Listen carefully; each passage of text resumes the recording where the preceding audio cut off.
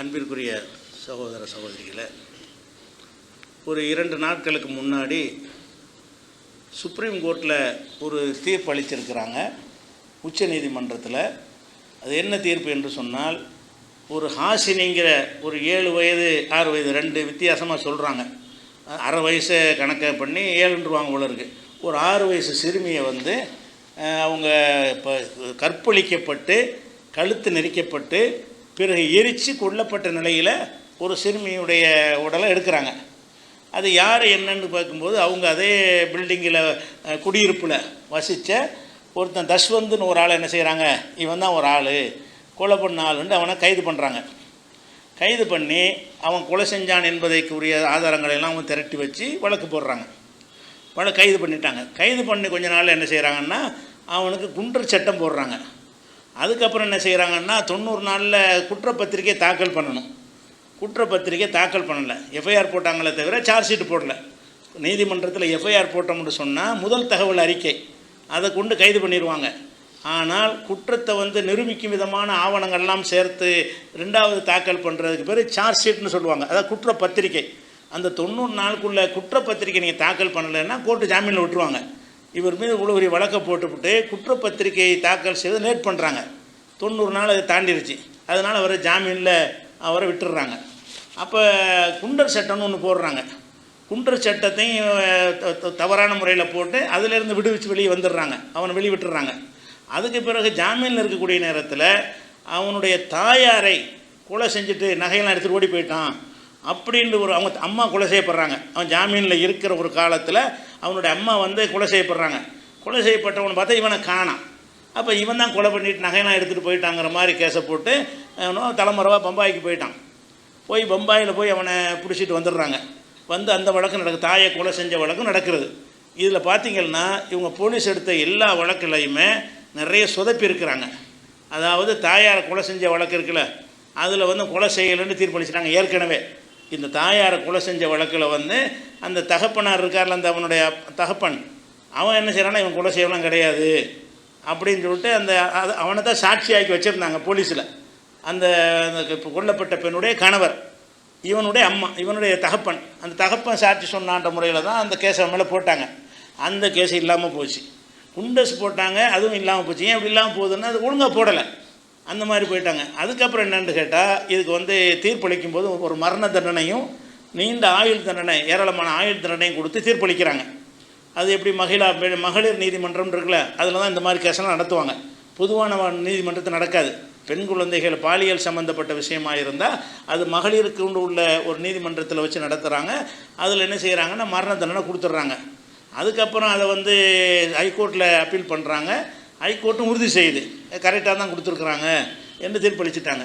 இப்போ சுப்ரீம் கோர்ட்டில் என்ன பண்ணுறாங்கன்னு கேட்டால், இது வந்து நிரூபிக்கப்படலை, அவன் குற்றவாளி கிடையாது, போலீஸார் வந்து இந்த குற்றத்தை சரியான நிரூபிக்கலை என்று சொல்லி அவனை வந்து எல்லாத்துலேருந்து விடுதலை செஞ்சு உடனே அவனை வெளியே விட்டுருங்க, அநியாயமாக கைது பண்ணியிருக்க என்று சொல்லியிருக்கிறார்கள். அப்போ இந்த தீர்ப்பிலிருந்து நம்ம விளங்கி கொள்ள வேண்டிய பல விஷயம் இருக்கிறது. என்ன விஷயம்னு கேட்டால், இவங்க தீர்ப்பில் அந்த நீதிபதிகள் சும்மா அப்படி தீர்ப்பளிக்க முடியாது.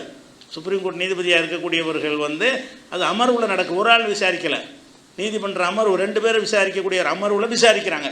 அந்த விசாரித்து தீர்ப்பளிக்கும் பொழுது அவங்க என்ன சொல்கிறாங்கன்னு கேட்டால், நீங்கள் வந்து சிசிடிவி கேமரா வச்சு தான் இவன் தான் கொலை செஞ்சான்னு காட்டுறீங்க. அந்த சிசிடிவி காட்சியில் அதுக்கு எந்த ஒரு ஆதாரமும் இல்லை. சும்மா அந்த பெண்ணு சிறுமி வெளியே போகிறதுக்கு ஒரு காட்சி, வெளியே போகிற காட்சி, அந்த அவன் வீட்டு பக்கம் போகிற மாதிரி காட்சி, அது வீட்டுக்குள்ளே போன மாதிரி காட்சி வரணும்ல. அந்த வீட்டுக்குள்ளே போணுச்சு, எல்லாம் இவன் இந்த வீட்டுக்குள்ளே வந்தால் அதை தூக்கிட்டு போனான்ற மாதிரி இல்லாமல் அந்த மேலேருந்து இறங்கி கீழே வரும்போது அவன் வீட்டுக்கிட்ட வர்ற மாதிரி வரைக்கும் தான் அந்த காட்சி இருக்கிறது. அப்போ அவன் வீட்டுக்குள்ளே தான் அவன் போனான்ட்டு நீ எப்படி எடுத்தீங்க? இதை வச்சு அது இந்த சிசிடிவி காட்சி வந்து நிரூபிக்கிறதுக்கு போதுமான ஆதாரமாக இருக்குமா அப்படின்னு கேட்குறாங்க. அதே மாதிரி டிஎன்ஏ டெஸ்ட் பண்ணுறாங்க. அந்த இவனுடைய இதையும் அந்த பெண்ணை கற்பழிச்சான்னு சொன்னால் அதுக்குரிய தடயங்கள் இருக்கும்ல, டெஸ்ட் பண்ணி ரிப்போர்ட் கொடுக்குறாங்க. ஒத்துப்போகலைன்னு தெரிஞ்சு எப்படி தீர்ப்பளிச்சிங்க, நீங்கள் தண்டனை கொடுத்தீங்க. இவன் தான் அதை செஞ்சான்னு சொன்னால், கற்பழித்து கொலை செஞ்சான்னு சொன்னால் இவனுடைய தடயங்கள் அங்கே இருக்கும்ல, அதை டிஎன்ஏ டெஸ்ட் எடுத்துப்பாங்கல்ல, அந்த டெஸ்ட் ரிப்போர்ட் வந்து பொருந்தவில்லை.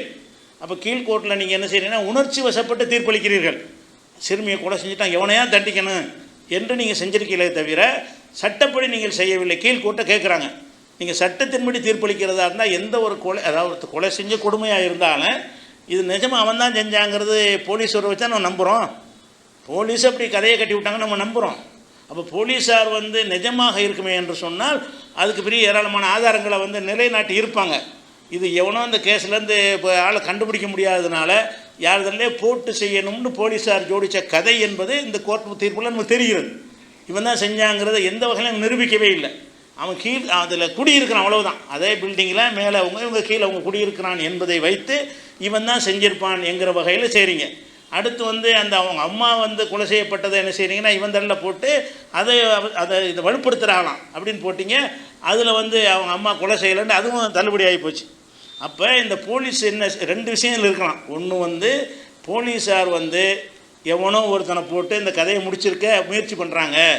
ஏன்னா சிறுமி கொலை செய்யப்பட்ட பெரிய நாட்டையே உழுக்கின ஒரு சம்பவமாக இருந்துச்சு. அது 7 வயசு சிறுமியை கொலை செஞ்சு அதை கற்பழித்து கழுத்தை அறுத்து அப்புறம் தீயில போட்டு எரித்து அந்த சம்பவத்தை கேட்கும் பொழுது எல்லாருக்கும் கோபமும் கொந்தளிப்பும் வருமா இல்லையா? அந்த கொந்தளிப்பை பயன்படுத்தி கொண்டு தேடுறாங்க, யாரும் கிடைக்கல என்பதற்காக வேண்டி எவன் தலையிலையாவது போட்டு செய்கிறது போலீஸுக்கு உண்டு.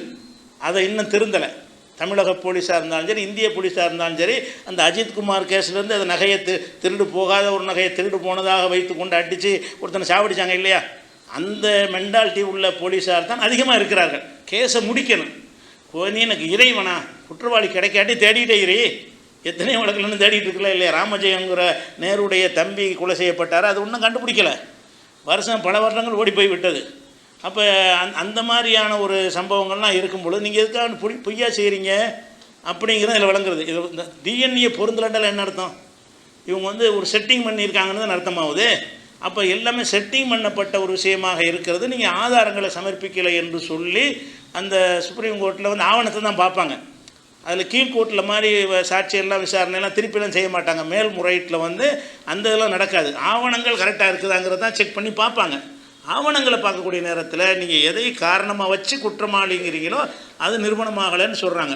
அப்போ இதில் 2 விஷயம் இருக்கலாம். ஒன்று இவர்கள் பொய்யாக எவன் மீது வழக்கு போட்டிருப்பார்கள். அப்படி போட்டிருப்பார்களே ஆனால் அது கேவலம். திருந்தணும். காவல்துறை என்ன செய்யணும்? ஒரு வழக்கை நடத்துகிறீங்கன்னா அதை சரியான ஆளை பிடிச்சி நீங்கள் நடத்தணுமே தவிர உங்களுக்கு விளையாட்டு போல் இது மாதிரி 100 கேஸில் விடுதலை ஆகும் உங்களுக்கு ஒன்றுமே கிடையாது. அவங்களுக்கு என்ன நீதி? அந்த பிள்ளையை பறி கொடுத்த பெற்றோர் இருப்பாங்களே, யாருன்னு தெரியாமல் இன்றைக்கி விடுதலை ஆகிட்டா அவங்க நினைப்பாங்க கொலை செஞ்சவனு விடுதலை செஞ்சிட்டாங்கன்னு அவங்க நினைப்பாங்க. இந்த நாட்டில் நீதி கிடைக்கலன்னு நினைப்பாங்க. நீங்கள் செஞ்ச ஒரு வேலையின் காரணமாக இந்த நாட்டில் நீதி இல்லைங்கிறது வரும். அது ஒரு காவல்துறை செய்கிறாங்க. சில விஷயத்தில் சரியான குற்றவாளியை பிடிச்சாலும் ஏனோ தானோ என்று எடுப்பார்கள். சரியானவனாக இருந்தான்னு வைங்க, அதுக்குரிய ஆவணங்கள் சாட்சியங்களை எல்லாம் நீங்கள் உண்டாக்குற உங்கள் வேலை தானே. இதுக்கு ஒரு சாட்சியை நீங்கள் காட்டலையேங்கிறாங்க. நீதிமன்றம் கேட்குறாங்க, இவன் தான் அதை செஞ்சாங்கிறதுக்கு நான் பார்த்தேன்ட்டு 2 சாட்சி வேணுமா இல்லையா?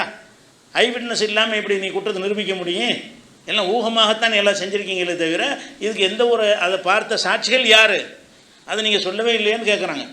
அதாவது இவன் தான் கொலை ஒன்று கடத்தி விட்டு போன மாதிரி, அல்லது போட்டு எரிக்கிற மாதிரி, அல்லது போட்டு கருத்தை அறுக்கிற மாதிரி, அல்லது கற்பழிக்கிற மாதிரி நான் பார்த்தேன்னு இதான் ஒன்று சொல்லணும்ல. அந்த சிறுமியை இவன் கடத்திக்கிட்டு எங்கேயோ போகிற மாதிரி 2 சாட்சி பார்த்துருக்கணும். அப்போ யாருமே பார்க்காம நடந்த ஒரு விஷயத்துக்கு அதை முடிக்கணுங்கிறக்காக என்ன முடிக்க பார்க்குறீங்க? அப்போ இந்த குற்றத்தை அவன் தான் செஞ்சான்று போலீஸ் கருதினால் அதுக்கு உரிய முறையில் ஆவணங்களை தயார் பண்ணி உடைக்க முடியாத அளவு குற்றவாளியை தண்டிக்கிற அளவுக்கு வலுவான முறையில் செஞ்சு பொறுப்போடு செய்கிறாங்கன்னா கிடையாது. ஏதோ போட்டோம் கேஸை போட்டோமோ கோர்ட்டில் முடிஞ்சு வச்சுக்காது. அதுக்கப்புறம் நமக்கு வேறு வேலை இருக்குதுன்னு போயிடுறாங்க. அப்போ இது பொய்யான கேஸாக இருந்தாலும் போலீஸ் மேலே தப்பு இருக்கிறது.